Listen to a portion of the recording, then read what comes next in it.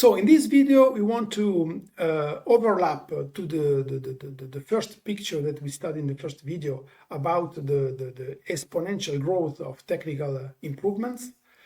We want to overlap this picture with another curve, with the curve you see here in green and red, that basically is gives you an idea of the centralization that humanity had during their its lifetime. So in the first millenary, basically the curve of centralization were very flat, as we see in the first segment of the curve, because there were no centralization due to technology. This centralization we see here is technology, is a kind of supremacy and the possibility to centralize the world because you have a big tech, because you own or you master a tech.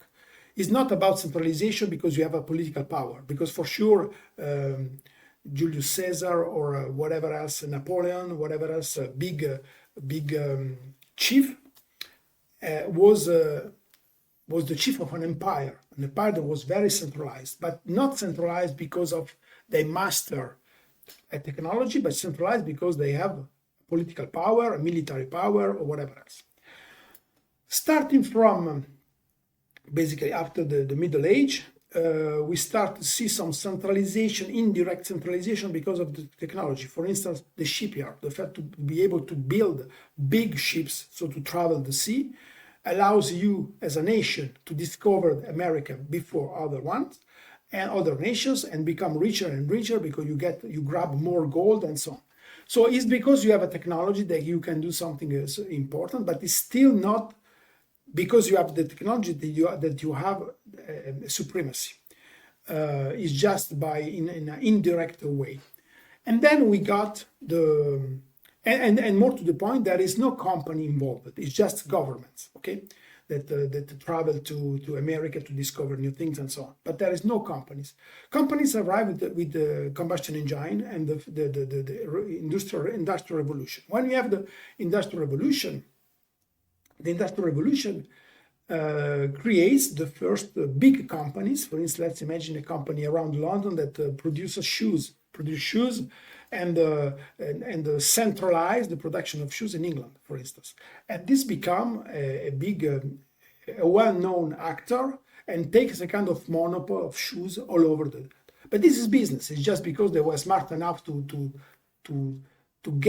understand the movement, the change before others and build something. So nothing bad on that, but it's true that there is a first centralization that is you build this empire, this economical empire, because you are a company. And then in the last century, we also got more, for instance, in the movie industry, the television, entertainment industry, in the car manufacturing and the railways, all those in which some companies took the share lions and few actors became basically either with the help of the government or not,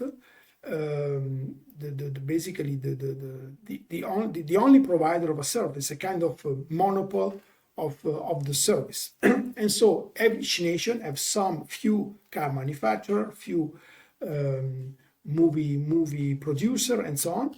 And so we got this new form of economy in which you have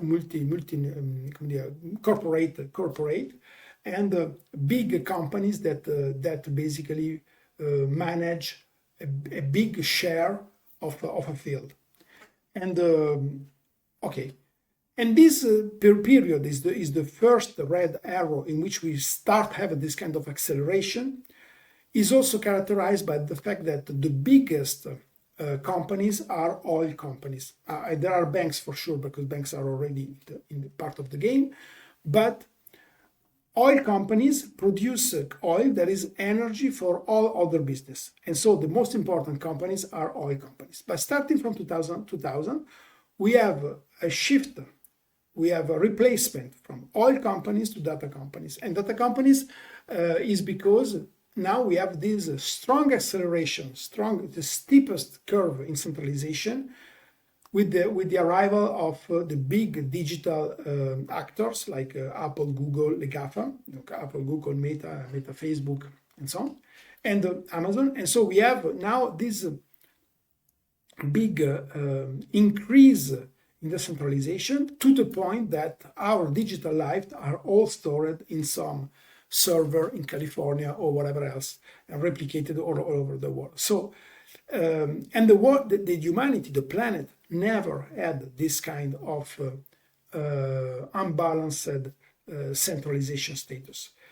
And if you are a chartist, like in the stock market, and you see a chart like that, you see the red arrow, and you say that this is an imbalanced situation. It's not possible that some factor arrives and try to re-equilibrate things.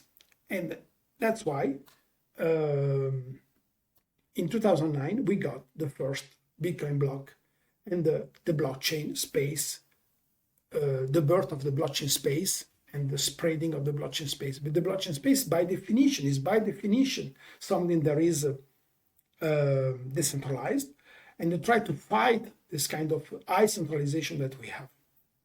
And in the future, there will be another big fight between the artificial intelligence, centralized and decentralized. And if blockchain is already decentralized by design, you don't, and so it can only work in a direction of decentralization, except maybe for some regulations and so on. But the artificial intelligence is trickier because for artificial intelligence, it's still not clear if the AI will evolve towards a very centralized service or a full decentralized service. We have to say that it's not very easy to patent a AI product because the techniques behind the AI are kind of common. Everybody is using the same in an LLM or whatever. People are using the same technologies. For sure, there are some improvement on benchmark and so on, but overall, they are all obtaining basically the same results, and they all grow the same way. So that's if there will be a break somewhere, the break will be replicated on the other almost immediately. And this means that artificial intelligence is just like already a human good, a good for humanity, and a free good for humanity, just like water, just like air.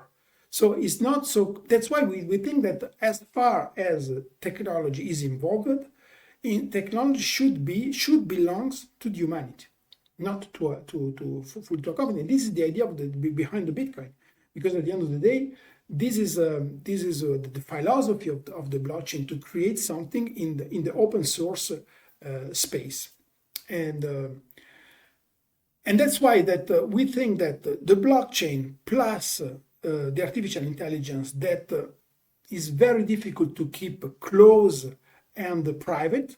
We think that these two factors will lower and flatten this very unbalanced curve. And we are optimistic on that. We think that this will happen faster than you think. We'll see. Maybe we are wrong, but maybe we take more time. But the point is that stay with us to discover more.